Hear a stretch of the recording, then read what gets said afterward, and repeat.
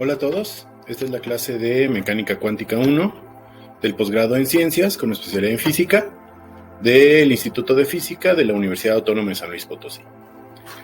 En esta ocasión vamos a iniciar el estudio del capítulo 3 del libro o del curso que corresponde al estudio de la teoría del momento angular. Nuestra clase de esta ocasión corresponde a la semana número 13 y vamos a estudiar, rotaciones y momento angular, y vamos a aplicar algunos de estos conceptos que vamos a definir para sistemas de spin un medio y rotaciones en dimensión finita. Entonces el contenido de nuestra clase va a ser que vamos a estudiar las rotaciones finitas y contra infinitas, las rotaciones infinitesimales en mecánica cuántica, el operador de rotación para spin un medio, la precisión del spin, algunos experimentos de interferometría para neutrones, y estudiar rotaciones de 2π, y el formalismo de Pauli y sus rotaciones. ¿Cuál es el objetivo de la clase? Bueno, lo que queremos es estudiar las reglas de transformación de los qubits de estado ante rotaciones. Estudiaremos las operaciones o los operadores que generan las rotaciones en el espacio de qubits, y veremos que el generador de rotaciones infinitesimales es el operador de momento angular, algo muy similar, o vamos a ver las similitudes con la mecánica clásica. ¿Cuál es el mensaje principal que quiero que se lleven? Bueno, que las rotaciones en mecánica cuántica pueden tratarse de manera muy similar a la traslación y la evolución, y es decir, mediante el estudio de las propiedades del operador de rotación infinitesimal. Este formalismo, aplicado adecuadamente al sistema de spin un medio, explica claramente la precisión del spin y da como resultado el formalismo de Pauli para este sistema. En esta clase se discutirán algunas de las propiedades de las rotaciones en más de un eje, así como su utilidad en mecánica cuántica. Como sabemos, las rotaciones sobre el mismo eje conmutan, es decir, si aplicamos sobre el eje X una rotación de 60 grados y después una de 30 grados, es igual a aplicar primero la de 30 grados y luego la de 60 grados. En 3 dimensiones ya no funciona de la misma manera.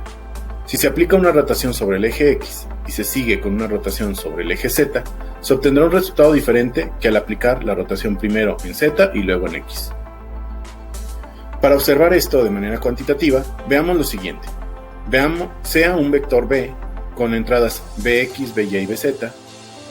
Al hacer la rotación del vector, tendremos componentes Bx', By' y Bz', la cual se representa matemáticamente con la ecuación 3.1.1a, donde R es la matriz de rotación y los superíndices T de la ecuación 3.1.1b significan que la matriz R transpuesta. Además, se cumple que la propiedad de la ecuación 3.1.2. Para definir R, considere una rotación sobre el eje Z de un ángulo φ. Tomen en cuenta que se sigue la convención de que la operación de rotación afecta al sistema físico, ya que el eje permanece invariante. Además, si φ es positivo, cuando la rotación es en contra de las manijillas del reloj, con esto es claro que la matriz R queda definida por 3.1.3. Estamos interesados en la rotación infinitesimal.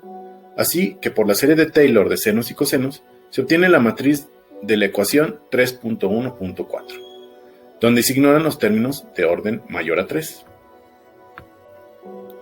De igual forma que el caso anterior, para el eje X y Y, se obtienen las matrices de las ecuaciones 3.1.5a y 3.1.5b. Ahora, haciendo la comparación de una rotación en X, luego una en Y, con el caso opuesto, rotar en Y, luego en X, se llega al primer resultado importante. Las rotaciones solo conmutan si se ignoran los términos de segundo orden en adelante. O bien, se puede decir que la conmutación falla si se toman en cuenta los términos de segundo orden. También se tiene que la identidad es una rotación de 0 grados en cualquier eje.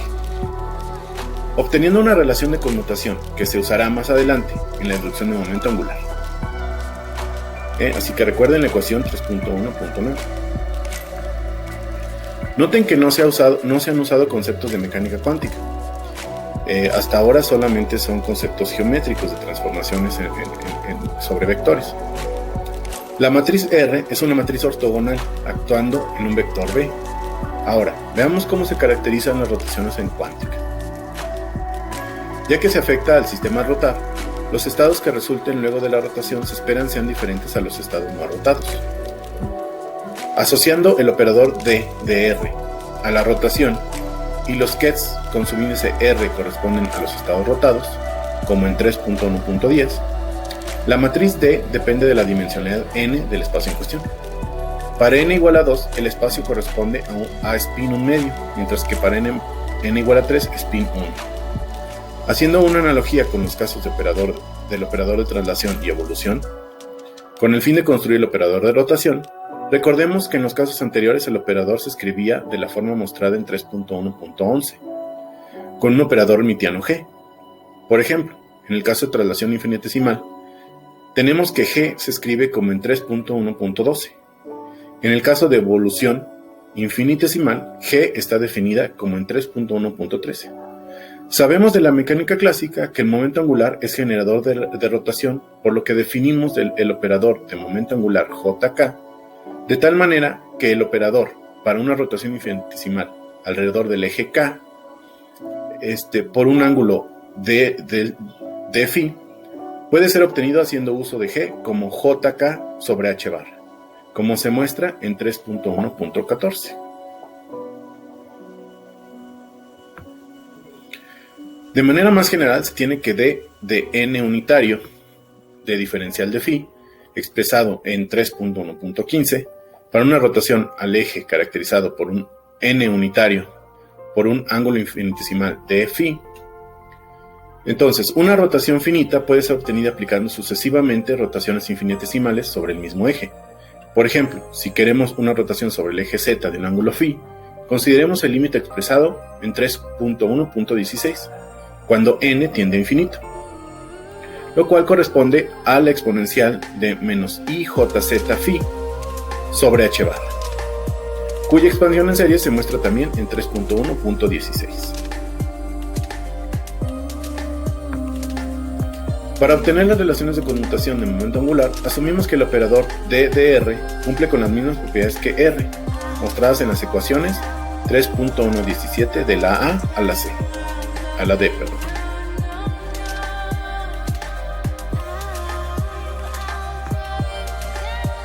Retomando las propiedades obtenidas al inicio de las rotaciones, en particular la ecuación 3.1.9, la cual se anunció que se usaría en esta sección, obtenemos la ecuación 3.1.18, la cual se puede escribir de manera compacta como el conmutador de Jx con Jy, que resulta igual a IH barra JZ. O bien, de manera general, si aplicamos el mismo razonamiento para los demás ejes, podemos escribir el conmutador de JI con JJ, como en 3.1.20. Esta relación es conocida como relación de conmutación fundamental del momento angular. En general, cuando transformaciones infinitesimales no conmutan, se les conoce como grupo de operaciones no abeliano. En contraste, el grupo de traslaciones es abeliano, ya que PI y PJ siempre conmutan.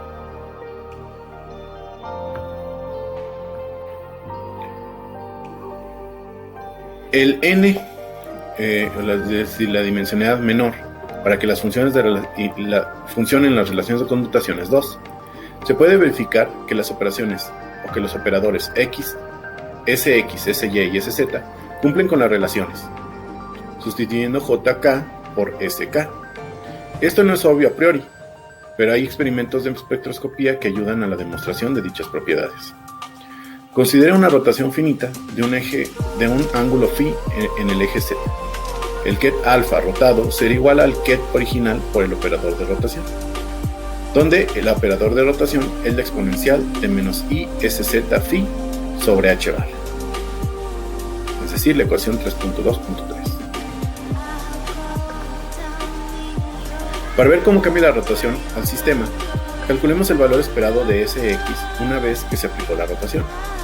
Calculando el bracket entre el operador Sx, que por razones puramente pedagógicas se realizará de dos formas diferentes, y siguiendo la secuencia expuesta en 3.2.4 y 3.2.5, se obtiene lo siguiente. Primero, usando la forma explícita de los operadores Sx para obtener el resultado de Sx coseno de phi menos Sy seno de phi, expuesto en 3.2.6.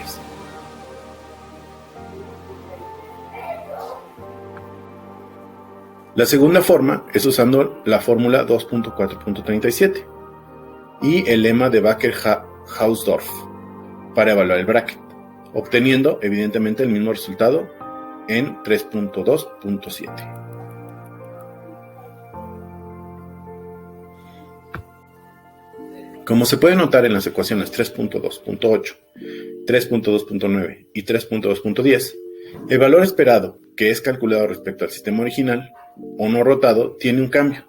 Del mismo modo ocurre en el valor esperado de Sy, mientras que el valor esperado de Sz no cambia, ya que el operador de rotación está sobre z, y esto hace que conmuten. Si se observa con cuidado, se puede notar que los valores esperados se comportan como vectores en mecánica clásica, bajo una rotación, como se muestra en 3.2.11. De la derivación 2 se puede extraer una propiedad general, ya que no hay restricciones para sistemas de espino en medio. Se obtiene que el valor esperado de J cambia como un vector bajo una rotación, donde RKL es la matriz correspondiente a dicha rotación, como se muestra en 3.2.12. Hasta ahora, las cosas van como se suponía, pero veamos qué pasa al aplicar la rotación a un ket en general. Vemos que al hacerlo, se obtiene lo que se muestra en la ecuación 3.2.14, donde el phi partido en 2 en las exponenciales tiene una consecuencia extremadamente interesante. Consideremos que la rotación fue por un ángulo 2π, entonces el resultado del ket rotado es diferente al original por un signo menos. Se necesita una rotación de 4π para regresar al estado original. Ahora, piensen si tiene sentido que un sistema que es rotado por 360 grados termine estando al revés. Y a continuación resolveremos esta cuestión. Para el problema de precisión del spin, recordemos que el hamiltoniano es de la forma expuesta en 3.2.16, con omega definido en 3.2.17. El operador de evolución temporal es entonces dado por la ecuación 3.2.18. Como podrá notar, es igual al operador de rotación, salvo que en este caso el ángulo es omega t. Es por esto que este hamiltoniano genera una precesión, sustituyendo los valores esperados como se calcularon antes, es decir, con phi igual a omega t. Se tienen los mostrados en las ecuaciones 3.2.19a y b y c. Luego, un tiempo de 2π sobre omega, el sistema volverá a ser como el original. Veamos ahora el operador de evolución temporal actuar sobre el ket original. De acuerdo a lo que vimos en la sección anterior, este ket, una vez que se aplicó el operador, tendrá la forma de la ecuación 3.2.20. Como se puede ver, el estado adquiere un signo menos al tiempo de precesión 2π sobre omega. Para regresar al estado original, le toma un tiempo de 4π sobre omega. O bien, en resumen, el periodo del estado es 2 veces el periodo de precesión. Describiremos un experimento para detectar el signo menos del que hemos venido hablando. Si multiplicamos cada estado en el universo por un signo menos, entonces no habrá un efecto observable. Por lo que la única forma de comprobar el signo menos es comparando un estado no rotado con uno rotado. El experimento consiste en lo siguiente. Un rayo de neutrones es dividido en dos regiones, una libre de campo magnético y otra en la que sí lo hay. Como resultado de esto, el neutrón que viaja por la segunda región sufrirá un cambio de fase. El neutrón tendrá una frecuencia de precesión dada por 3.2.22. Cuando los neutrones hagan interferencia, la amplitud C2 del neutrón proveniente de la región 2 viene dada por 3.2.23, mientras que el que llega por la región 1 es independiente de B. Entonces la intensidad observable en la región de interferencia deberá exhibir una variación sinusoidal, en específico de la forma presentada en 3.2.24, donde delta es la diferencia de fase de C1 con C2. En la práctica, T es fijo y se varía omega con cambios en B. Si llamamos delta B a la diferencia en B, necesaria para conseguir máximos sucesivos, es fácil demostrar que está dada por 3.2.25, donde L es la longitud de camino. Aquí se está tomando en cuenta que al estado le toma 4pi regresar al estado original. Si esto fuera incorrecto y le tomara 2pi, entonces delta B sería la mitad de lo calculado, lo cual ha sido comprobado experimentalmente por dos diferentes grupos con muy buena precisión. Esto representa otro de los grandes triunfos de la mecánica cuántica. Las manipulaciones o los estados de spin 1 medio conviene realizarlas con el formalismo que introdujo Wolfgang Pauli, describiendo la base de estados como en 3.2.26 y escribiendo un estado en general de la misma manera. El vector columna 3.2.27a es conocido como spinor bicompuesto y es escrito de la forma 3.2.28, donde C más y C menos son en general números complejos. Por otro lado, el spinor Daga está dado por el vector fila 3.2.29. La matriz resultante del cálculo de elementos de matriz de la base con el operador SK, sin el h barra sobre 2, son las matrices de Pauli y son denotadas con la letra griega sigma sub k, con k igual a 1, 2, 3 o bien XYZ. Como se expresa en 3.2.30, también se puede escribir el valor esperado de SK en términos del spinor, resultando como se ve en 3.2.31. Los valores de las matrices de Pauli se muestran en 3.2.32. Dichas matrices tienen como características lo mostrado en 3.2.33, 3.2.34 y 3.2.35. Se puede notar además que si se combina la relación 3.2.34 con 3.2.35, nos da la relación 3.2.36. Además, se cumple que la transpuesta conjugada de sigma i es igual a sigma i. El determinante es -1 y la traza es 0. Sea un vector tridimensional, entonces la sumatoria en k de AK por sigma k resulta en la matriz 2×2 mostrada en 3.2.38.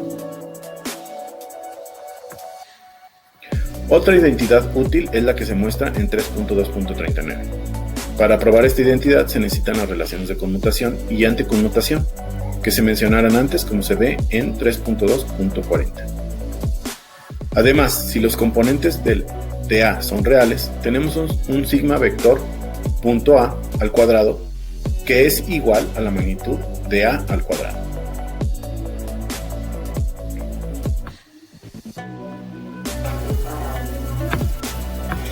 Estudiemos la representación matricial del operador de rotación, D de n unitario phi.